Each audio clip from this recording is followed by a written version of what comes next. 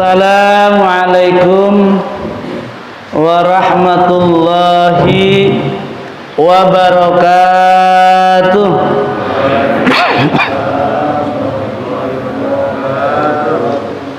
Alhamdulillah, wassalatu wassalamu ala rasulillah Sayyidina Muhammad ibn Abdullah wa ala alihi wa sahbihi wa mawala. Amma ba'du. Qala Allah Ta'ala fil Qur'anil Karim, A'udzu billahi minasy syaithanir rajim.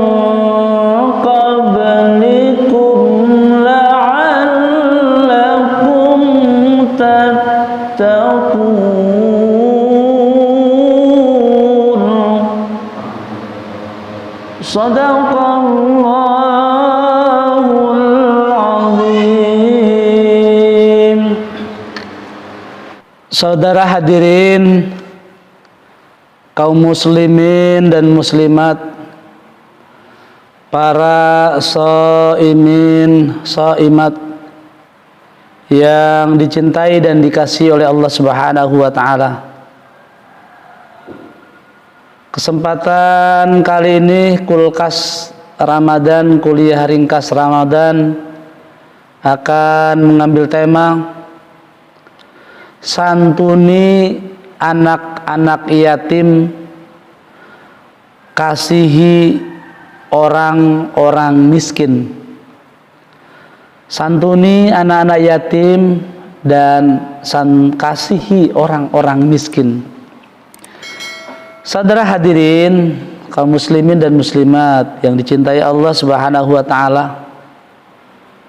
Allah tidak hanya memerintahkan kepada hambanya untuk melaksanakan sholat, zakat, dan haji, tapi lebih dari itu Allah memerintahkan kepada umatnya, kepada hambanya agar peduli terhadap anak-anak yatim dan peduli terhadap orang-orang miskin. Allah menjadikan anak-anak yatim agar kita menyantuni mereka, dan Allah menjadikan mereka orang-orang miskin agar kita mengasihi dan peduli terhadap mereka. Mereka, yaitu anak-anak yatim dan orang-orang miskin, bukan hanya sekedar dijadikan bahan ejekan, olok-olokan, hinaan, bahkan dianggap beban tanggungan hidup kita. Mereka tidak memilih dilahirkan dalam keadaan yatim.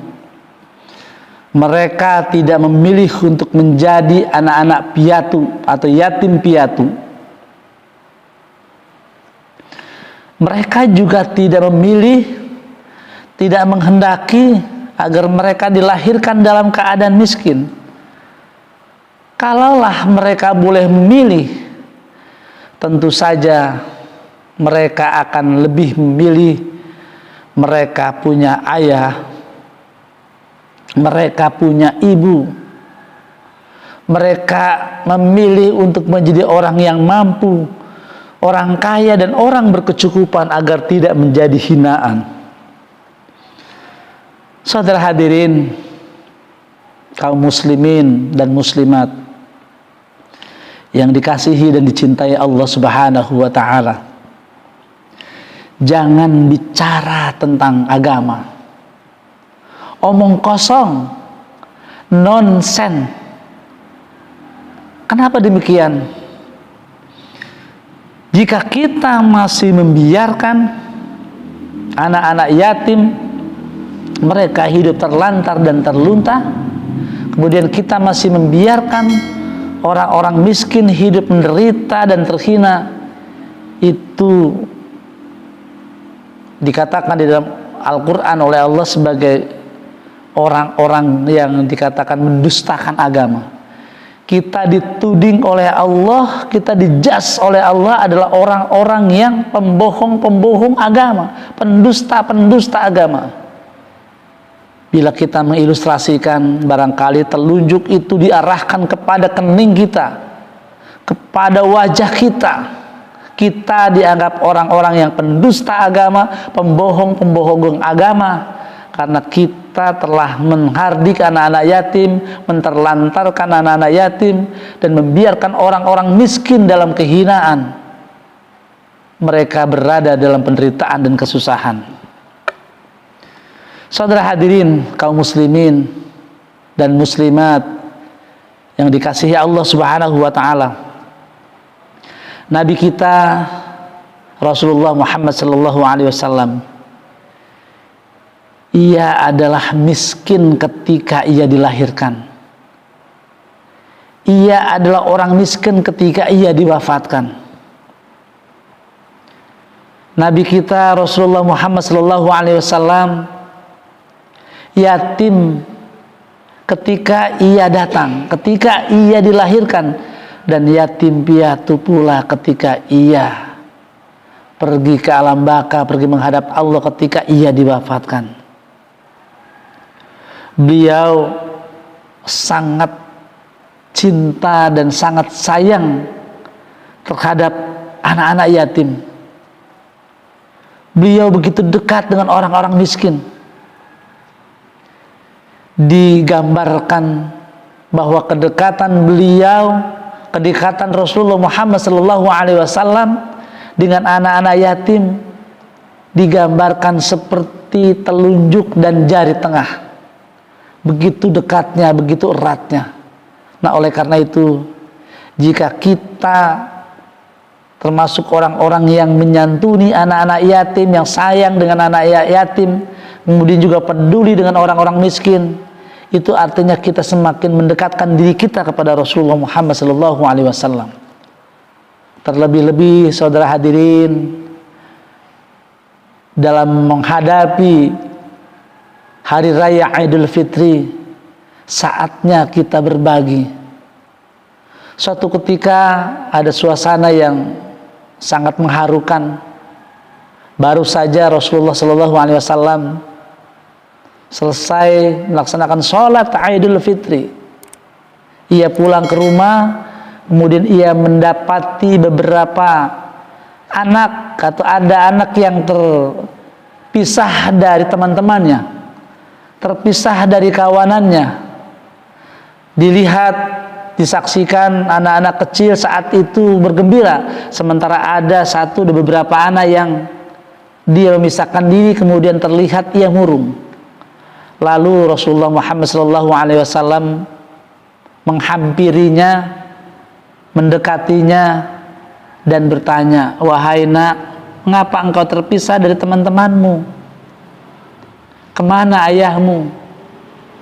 Anak itu tidak menjawab apa-apa, air mukanya tampak sedih. Kemudian ketika ditanya kemudian oleh Rasulullah, wahai nak, kemana ibumu? Anak itu semakin terlihat sedih dan kemudian ia menangis. Anak itu menangis kemudian oleh Rasulullah Sallallahu Alaihi Wasallam, dipeluknya erat-erat, dipeluknya oleh erat-erat. Air mata Rasulullah berhamburan. Rasulullah tampak sedih. Ternyata anak itu adalah anak yatim piatu. Tidak ada ibu tempat mengadu, tidak ada ayah tempat meminta, tidak ada rumah tempat berpulang, tidak ada hidangan lezat di meja makannya. Saudara hadirin, apakah kita akan menutup mata sementara kita menyaksikannya? Apakah kita akan menutup telinga sementara kita mendengar jeritan mereka? Sungguh satu kenyataan yang memilukan dan sangat menyedihkan bagi mereka, terutama di saat hari raya Idul Fitri. Saudara hadirin, kaum muslimin dan muslimat yang dicintai dan dikasihi oleh Allah Subhanahu wa taala. Kebahagiaan mereka adalah kebahagiaan kita. Kesedihan mereka adalah kesedihan kita. Mari kita berbagi di hari raya Idul Fitri seperti ini. Berbagi tidak akan merugi, karena berbagi sesungguhnya adalah kita berinvestasi. Semakin besar berinvestasi, semakin besar kita berbagi, maka semakin besar pula keuntungan yang akan kita peroleh nanti. Santuni anak-anak yatim, kasihi fakir miskin. Sedekah yang akan kita berikan adalah membersihkan harta kita, mensucikan jiwa kita, dan menjauhkan murka dan malapetaka. Di dalam harta kita itu ada harta-hartanya mereka. Makanya dikatakan di dalam Al-Quran, khudz min amwalihim shadaqatan tutahhiruhum wa tuzakkihim. Keluarkan ada yang apa yang kita miliki. Seluruhnya yang ada di saku kita, yang di kantong kita, yang di rumah kita, bukan milik kita seluruhnya, ada milik mereka juga. Jangan malu kita memberi, bersedekah, berderma sedikit. Karena memberi yang sedikit, berderma yang sedikit jauh lebih baik daripada kita tidak berderma sama sekali, tidak bersedekah sama sekali. Serta sebaliknya, jangan ragu memberi yang banyak, jangan ragu bersedekah yang banyak, jangan ragu berderma yang banyak. Semakin banyak kita berderma, semakin banyak kita berinvestasi, dan semakin banyak pula kita memperoleh keuntungan nanti di akhirat. Saudara hadirin kaum muslimin yang dicintai Allah Subhanahu wa taala, ingat bahwa nanti di akhirat kelak seseorang hanya akan bernaung di bawah sedekah. Betapa sedekah memiliki peran yang amat sangat penting sekali. Dan jangan sampai nanti kita ada penyesalan, kemudian ada tiada berguna. Jika nanti kita di akhirat kita dihidupkan kembali kepada Allah hanya untuk bersedekah. Kullu mri'in fi dhillah shadaqatihi. Seseorang nanti bernaung di bawah sedekah sebelum nanti mendapatkan kepastian tentang balasan kebaikan atau keburukan dari Allah Subhanahu wa taala. Saudara hadirin kaum muslim dan muslimat yang dicintai dan dikasihi Allah, marilah kita niatkan hati kita, berapapun pemberian kita, berapapun infak kita, berapapun sedekah kita, ini sangat berarti bagi mereka. Bapak, Ibu, saudara hadirin sekalian, ada maklumat santunan yatim piatu dan duafa jilid ke-11 yang diselenggarakan oleh para pemuda pemudi Ikrar, yaitu ide kreatif remaja nanti akan dilaksanakan pada hari Minggu tanggal 15 Maret tahun 2026. Tempatnya yaitu di Musola Nurul Amaliyah RT 0802 Kelurahan Bakti Jaya, Kecamatan Setu, Kota Tangerang Selatan.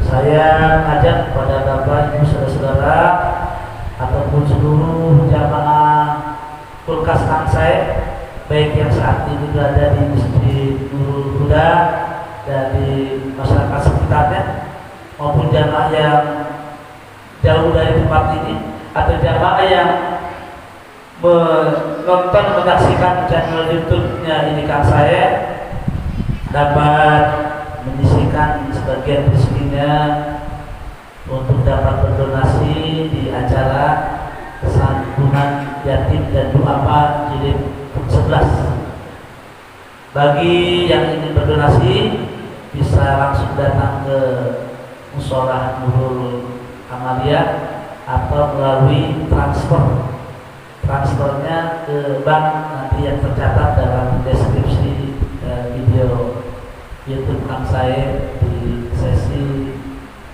satu yatim dan kasih orang-orang miskin. Berapapun donasi saudara sangat berguna dan bermanfaat bagi mereka. Terima kasih. Assalamualaikum warahmatullahi wabarakatuh.